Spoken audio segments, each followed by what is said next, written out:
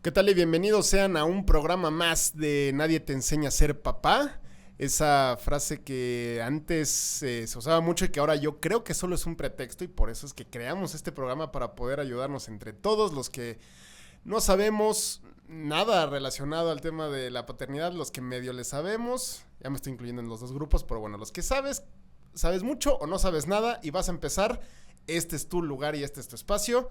Y el día de hoy es un programa bastante especial, bastante importante, que quería tocar yo el tema, sobre todo el tema psicológico que pues, pasa en los seres humanos cuando se convierten en papás. Y para eso tengo aquí a un invitado muy especial, Manuel Turrent. Manuel es psicoterapeuta personal mío, ¿no? O sea, que ya está completamente comprobado que es muy bueno. Manuel tiene maestría en terapia familiar por el Instituto de la Familia, diplomado en violencia familiar por CORIAC, diplomado en violencia, especialidad en terapia narrativa, diplomado en terapia individual sistémica y un párrafo de este tamaño. Que no vamos a tocar. Para que vean que aquí sí se viene con credenciales. El único, acuérdense, que no es un experto en la materia soy yo. Pero bueno, Manuel, mil gracias por haber venido y aceptar la invitación. Franco, muchísimas gracias por invitarme. No, hombre, gracias a ti. Y como les digo, este programa, el día de hoy, este episodio, les va a ayudar muchísimo a los que están a punto de empezar a ser papás, que quizá ya están embarazados. Entonces, porque hay muchas cosas que tomar en cuenta antes de ser papá. Yo le platicaba a Manuel que la mayoría de las personas de mi edad, antes de convertirse en papá, como que solo les preocupa un par de cosas. A la gran mayoría les preocupa el tema del dinero y el tema de si van a dormir o no. Porque eso es lo único que sabemos. Creemos que eso es lo único que representa ser papá. Entonces, el primer tema que quiero tocar contigo es la llegada de un hijo a tu vida. ¿Cómo manejar esas expectativas? ¿Cómo manejar esas realidades cuando te enfrentas a ellas? Y que obviamente en la mayoría de los casos son completamente diferentes. Todo el mundo tiene expectativas, el mundo tiene ilusiones de cómo va a ser mi hijo, cómo va a ser mi hija. Entonces estás como muy emocionado y muy centrado en el embarazo, en el parto, en lo que viene para adelante. Exacto. Y muy poco centrado en lo que va a pasar con tu vida, primero de pareja. Y creo que ese es el primer tema que me gustaría tocar. En el tema de pareja se habla muy poco de qué le va a pasar a la pareja después de tener un bebé. Y creo que es importante darnos cuenta que de ser dos personas que están unidos en el amor, en la pasión, en el día a día, de repente aparece un tercero. Y ese tercero viene a revolucionar la vida, viene a revolucionarla por completo, empezando por la sexualidad. Todos los papás, nadie se preocupa o nadie piensa qué va a pasar con la sexualidad. Y la sexualidad desde el embarazo, después del parto, se ve afectada. Y se ve afectada en cuanto a frecuencia, en cuanto a calidad. Y ese es un trabajo que los papás tienen que estar conscientes de que eso es normal que se vea afectada. Ahora, el tema es ¿cómo hago para restablecer mi sexualidad? Y entonces el tema central es, después de un tiempo, o sea, desde que nace, hay que empezar rápidamente, primero con temas de cariño, de amor, y poco a poco restablecer la sexualidad. Sí es normal que si yo tenía una sexualidad de 10, a lo mejor baja a 5 y después la subo a 8. Pero si yo no me esfuerzo y no pongo el foco en eso, entonces lo que sucede es que los papás se convierten en, la pareja se convierte en papás y dejan de ser pareja. Exacto. Y ahí nos vamos a la siguiente expectativa, pero dejan de ser pareja. Entonces es bien importante que la sexualidad continúe porque es un buen vínculo para la pareja que va a servirles para ser buenos papás. Exacto, porque como dices, se cambian los roles. Antes eras esposo o esposa y ahora cambias a ser mamá y Exacto. Papá. Y obviamente por obvias razones pues se empiezan a concentrar más en el hijo y en que esté bien y que no le pase nada y se olvidan exactamente de uno al otro. Y como dices, sí, es normal, obviamente es para que no se preocupen si le llegan a pasar y que creen que su matrimonio pueda tronarse, pues por eso hay que meter ¿cómo se dice? Como el dedo en la llaga y no dejar que eso se convierta en un problema, ¿no? Claro, porque si tú lo dejas pasar y te conviertes en papá nada más y dejas que la sexualidad se vaya diluyendo, sí se acaba. La sexualidad yo siempre digo que es como un músculo, que si un músculo no lo ejercitas, pues Se atrofia. Se atrofia. Sí. Y lo mismo pasa con la sexualidad. Sí. Si la sexualidad no la estás cultivando, no la estás cuidando, pues sí se ve afectada seriamente. Exacto. Y ahora también eso como en pareja, que obviamente es importantísimo, pero personalmente, y que obviamente es uno de los tantos temas que toco con Manuel cuando estamos en nuestras sesiones, pero no los vamos a revelar tampoco, no. Para tanto. Pero justo eso de la salud mental individual de cada uno de los papás. O sea, yo experimenté y empecé a conocer estos temas de ansiedad, estos temas de nerviosismo, de miedos que no existían en mi vida. Quizá, no sé, vivían una burbuja, lo que ustedes quieran, pero que la llegada de un hijo te presenta todos estos nuevos sentimientos y que no sabes cómo actuar ante eso, ¿no? También. Claro. Y creo que el siguiente tema sería, todos nosotros tenemos heridas, tenemos cicatrices de nuestros papás, de nuestra infancia. Y sabemos qué cosas de las que nuestros padres nos dieron cuando éramos niños no nos gustaron y cuáles sí. Entonces creo que un segundo tema después de la sexualidad es tener bien claro qué no me gustó de la educación que me dieron a mí. ¿Qué fue lo que realmente me hizo sentir mal? Y creo que me tengo que aventar un clavado serio para decir, esto que me pasó no lo quiero repetir. Porque para mí me parece muy importante que yo con mis hijos o con mi hijo me voy a equivocar. No hay manera que no me equivoque. Sí, claro. Pero sí, cuando menos que me equivoque con algo original, diferente a lo que yo ya sé que a mí no me gustó. Cuando menos no repetir el esquema que a mí no me gustó. Y me parece que eso es importantísimo a la hora del nacimiento. Sí, exactamente, o sea, porque obviamente, como dicen, nos reflejamos en nuestros hijos. Yo quizá todavía por la edad de mi hijo no he llegado a eso, o sea, digo, tiene 1 año, 8 meses, no he llegado a como comparar cosas que quizás hacían mis papás, pero sí te vas dando cuenta de ciertos temas, incluso porque pues además las abuelas se meten, se meten en hasta donde sea, hasta donde tú dejas, hasta donde tú das chance, entonces ahí te das cuenta como, no sé, temas de alimentación y demás, que tratan de educar por instinto, ¿no? Y tú dices, híjole, eso sí a mí ahí no me late, y como que vas identificando estas cosas. Pero estamos de acuerdo que sí hay que prepararse psicológicamente, o sea, incluso hasta con terapia yo recomendaría para que no te caiga de trancazo esos reflejos que vayas a tener con tus hijos, ¿no? Claro, y aunque tu hijo sea muy chico, sea recién nacido, siempre puedes preguntar a las abuelas, a los tíos, a los papás, ¿cómo eran mis papás conmigo cuando era bebé? Y seguramente va a haber grandes diferencias, porque, digo, tan solo en mi generación, pues los papás no estaban tan presentes ni en el parto ni en el embarazo, se la pasaban trabajando todo el tiempo y muy poco contacto con el bebé, y aparte parecía como que el bebé era propiedad de la mamá y el esposo se iba a trabajar. Entonces ese era como el modelo, que por cierto, en ese modelo me parece que también viene un siguiente tema, que sería el tercero, que es ¿dónde los papás, y sobre todo los papás, me refiero a los hombres más que las mujeres, dónde aprendimos a dar amor a nuestros hijos? Que ese es un tema bien importante. ¿De quién lo aprendimos? ¿Qué tanto amor, cómo nos demostraban amor nuestro papá? Y creo que es otro análisis que tengo que hacer. ¿Cómo me lo demostraba mi papá? Y generalmente, insisto, en mi generación, pues era trabajando y dando dinero. Esa era la forma como demostraban amor. Y entonces cuestionarme si esa es la forma que yo quiero demostrar amor a mi hijo. Y si quiero demostrarlo de otra manera, tendré que buscar hombres, que hay pocos, que sean amorosos, cariñosos y cercanos de niños, o tendré que buscar modelos femeninos que me ayuden a ser más femenino en el momento de acercarme y de cuidar a mi hijo. Exacto. Porque si no, voy a repetir esquemas de otra vez que mi hijo el día de mañana va a decir, pues mi papá me demostraba muy poco amor, o no sabía cómo demostrarlo. Sí. Y creo que es vital para un niño que tu papá le demuestre amor, ¿no? Claro.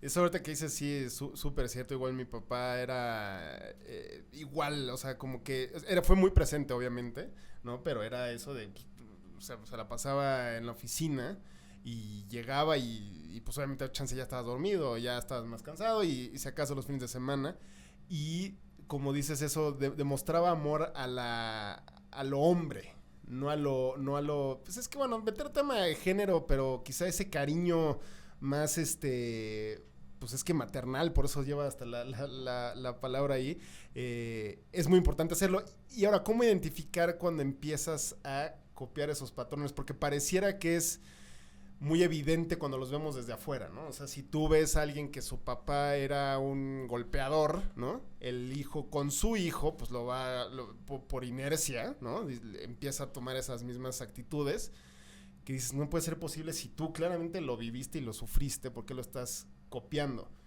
Pero te insisto, desde la barrera se ve fácil no hacer esas cosas, pero cómo tratar de identificarlas y decir, híjole, estoy haciendo lo mismo que hacía mi papá. O como dicen en muchas frases en películas, me estoy convirtiendo en mi papá. Claro, y yo creo que hay dos formas que ayudan mucho. La primera es hacer la tarea, ¿no? Y hacer una lista clara de cuáles son los temas que yo no quiero repetir porque sé que me lastimaron, sé que no me gustaron, sé que me dolieron. Uh-huh. Ya que tengo esta lista, me sirve mucho como para estarla revisando. Pero si aparte la comparto con mi pareja, uh-huh, con mi esposa, y le pido que cuando yo tenga alguna de estas características que no quiero tener, que por favor me ayude. Porque a lo mejor es invisible para mí, uh-huh, pero si mi esposa sabe también cuáles son, ahora sí que los puntos que no quiero repetir, uh-huh, ella puede ayudarme en eso también. Y creo que sería un buen equipo y viceversa, uh-huh, que ella ponga los suyos y yo le ayudo porque es cierto lo que dices. Hay puntos ciegos que no vemos, uh-huh, y que es muy fácil repetir. Es que exactamente, uno tan evidente como el que mencionaba de la violencia, pues quizá puede ser muy evidente, pero hay otros que... más sutiles, que son más complicados. Y esos son los difíciles, ¿no? Y decías algo que es bien importante. Los papás, ¿cómo enseñan los papás? Pues de acuerdo al modelo masculino, al modelo, pues en cierto modo machista. Pero aparte también, si el papá se va a trabajar todo el día, ¿cuáles son las reglas en el trabajo? En el trabajo, normalmente las reglas, y ahora las mujeres también, pero esto sirve para las dos partes, porque ahora las mujeres están en el trabajo prácticamente al mismo tiempo. Claro. Y las reglas en el trabajo son competitividad, control, perfeccionismo, uh-huh, estructura, orden, uh-huh, puras cosas que son racionales, pero al mismo tiempo buscando la competitividad y ser mejor. Uh-huh. Si tú esas mismas reglas las utilizas con tu hijo, vas a tener serios problemas. Sí, porque sí, dejas entonces el lado del amor y del cariño y del cuidado, que son fundamentales, por querer que tu hijo sea competitivo y perfecto. Y eso, uh-huh, pasa con muchos papás. Uh-huh. Los niños, los varones, los niños hombres, generalmente aprenden a jugar deportes y a competir porque el papá eso es lo que quiere, y que sí, ganen, y a buscar que ganen todo, sí, el tiempo. Sí. Y querer ganar, pues cuando alguien gana, alguien pierde, y en el amor, cuando alguien gana y alguien pierde, pues se vuelve bastante triste. Exacto. Sí, eso también es muy importante. Mi papá hacía algo que nos decía, es que tienen que ser líderes, ¿no? Uh-huh, ¿por qué, uh-huh, tenemos que ser, sí, líderes? O no te dejes, o sé fuerte, sé líder, sé competitivo, tienes que ganar, sí. Sí, y ahorita de no te dejes, pues sí, también a la violencia, si te hacen algo en la escuela, pegas. ¿Y cómo juegan las niñas? Uh-huh. En general las niñas no son juegos de competencia, uh-huh, en general, juegan, uh-huh, por divertirse, uh-huh, y eso es mucho mejor para la educación. Súper sano. Para un bebé, para un niño, uh-huh, tener eso. Claro, ahorita que dices de la manera de educar en base al amor y que porque seas hombre no quiere decir que no puedas demostrar tu cariño, yo inconscientemente quizá, o porque me interesa mucho este tema, porque si no, pues no estaríamos aquí, sí trato yo de hablarle a mi hijo, pues no como hombre, no, es que no sé si explicar este tema de género es un poco complicado, pero literal hay veces que yo le hablo como tu tía de 55 años que no tuvo hijos y que dice, ay, mi cielo, mi vida, y lo abraza, y yo así le hablo porque digo, que se le normalice, claro, uno, el recibir amor y que los hombres no necesariamente son ese machote me refiero a machote como a la estructura de un hombre, pues sí, macho también. Claro, y ahorita que lo dices, hay un tema que es súper fuerte. Los hombres, los niños hombres son tratados y son más o menos cuidados muy parecido a las mujeres, y emocionalmente son muy parecidos hasta por ahí del segundo o tercer año de primaria. Uh-huh. Después del segundo año de primaria, algo sucede con los papás, generalmente los varones, que hacen que ese niño empiece a ser competitivo, más peleonero, más rudo, y las mujeres siguen con su mismo desarrollo más amoroso, más cuidadoso. Y este niño empieza a dejar de cuidar y de cuidarse y hacer otras, y a ser más atrevido y a hacer tonterías, la verdad. Sí. De arriesgar cosas que no tendría que arriesgar. Exacto. Oye, Manuel, y ahorita se me ocurre esta pregunta que no la teníamos preparada, pero ¿cómo prepararse para ser papá? Sé que suena súper amplio o muy vaga la pregunta, pero ¿cómo prepararse? Y más bien, si te puedes preparar para ser un tipo de papá que tú quisieras ser. Porque estamos hablando de nuestras costumbres y de nuestros ejemplos, pero ¿crees que haya manera? Y si sí, ¿crees que con terapia lo puedas manejar? El decir, yo quiero ser un papá que sea así y tratar de organizar tu vida alrededor de eso. O sea, si quiero ser presente, bueno, pues entonces quizá cambias a un trabajo remoto. Quiero ser más cariñoso, pues bueno, entonces inténtale más. Quiero llevarme mejor con mi esposa en este momento tan complicado de que nos convertimos ahora en papá y mamá y no somos esposa o esposo. Es fácil poder armarte tu plan de paternidad.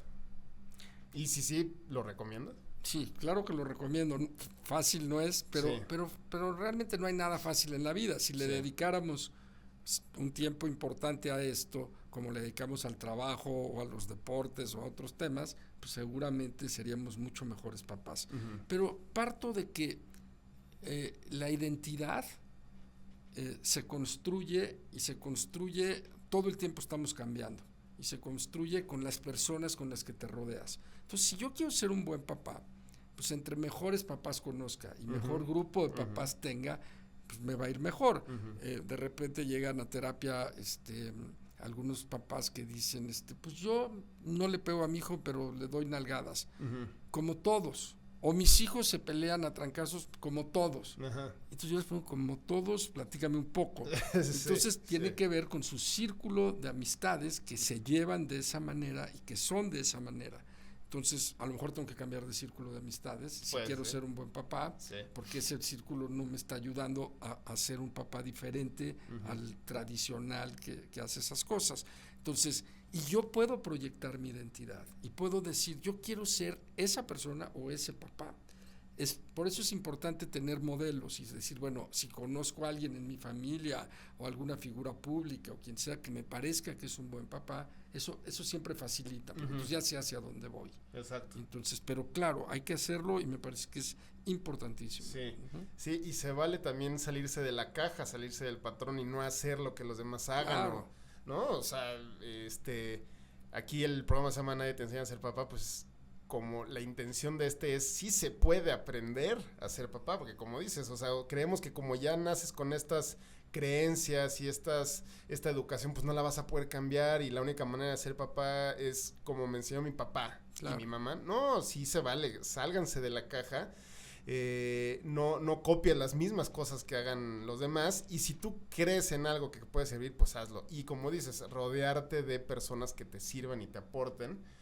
Y ojalá este programa también sirva para eso, ¿no? Que vamos a aprender de la mano, pero sí, tienes toda la razón con eso, Manuel. Y en el programa he hablado mucho de los hijos varones, de los hijos hombres, más que de las mujeres. Porque las mujeres sí tienen un modelo más fácil de cuidado, de amor y de cariño. El problema que le pasa al niño es que cuando por ahí de segundo de primaria, como se quiere separar de yo ya no quiero ser como mi mamá, sino como mi papá, entonces quiero hacer ese cambio y en ese cambio que hago, entonces todo lo que es femenino, todo empieza como el rechazo a lo femenino y a buscar lo masculino. Y si no tengo un buen modelo masculino cuando soy niño, pues entonces estoy atrapado. Y en este país tenemos un grave problema. El 40% de los hogares en este país no hay papá. El papá o está en Estados Unidos, o está muerto, o está o abandonó a su familia. Es altísimo. Entonces demasiado. La falta de figura paterna también es otro tema.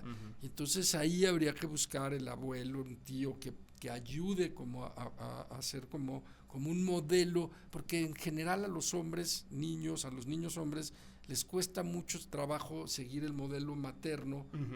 que ojalá y lo siguieran porque es mucho mejor que Sí, el materno, sí. pero seguirlo, pero les cuesta mucho trabajo porque eso los haría casi sentir como que no son hombres, porque estoy siguiendo algo de mujer, ¿no? Exacto. Y entonces, si no hay una figura paterna en casa, creo que sí hay que tratar de buscar un amigo, un pariente, un tío que pueda ayudar a ser modelo para estos niños. Sí, y eso ahorita que también decías del si tienes una hija, no sé, normalmente los papás, que ese es un tema también, pues sí tiene muchos tintes machistas y que está mal. Como dices, es fácil la mujer porque digamos que ya sabe cómo lo que tiene qué es lo que tiene que hacer, que está mal, porque obviamente hay que salirse de la caja, insisto en eso. Y muchos hombres cercanos a mí, incluso por ejemplo, no sé, en un tema como de a qué escuela los vas a meter, si es hombre, sí mixto. Pero si es mujer, no, es así, no mixto, que mejor que sea nada más de pura mujer. Y si es niña, va a ser mi princesa. Y si es hombre, no, pues que, como dices, que aprenda a trancazos y que aprenda se me hace bastante preocupante que se siga pensando todavía así. Claro, y el modelo de princesa y de príncipe o de superhéroe tampoco ayuda mucho, porque pues, las princesas en general en los cuentos de hadas son pasivas, son pues, están en base a un hombre al que admiran y ellas están como siempre en un segundo plano, y el superhéroe tampoco es un buen ejemplo para un niño porque lo hace sentir que tiene que ser el duro, el fuerte, el mejor, el campeón, etcétera. Exacto, sí.